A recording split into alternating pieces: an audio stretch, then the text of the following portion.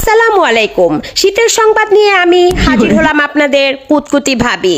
প্রথমেই রয়েছে বিবাহিত পুরুষদের জন্য সরকারের পক্ষ থেকে সতর্ক বার্তা।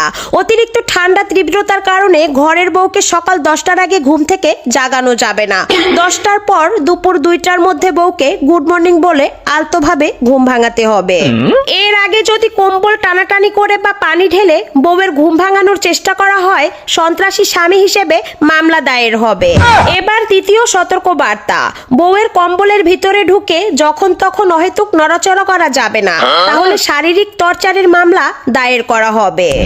বিশেষ যে সতর্ক বার্তা রয়েছে সেটি হলো বউকে মাসে একদিনের বেশি গোসল করাতে বাধ্য করা যাবে না, তাহলে নারী নির্যাতনের মামলায় 20 বছর কারাদণ্ড দায়ের করা হবে।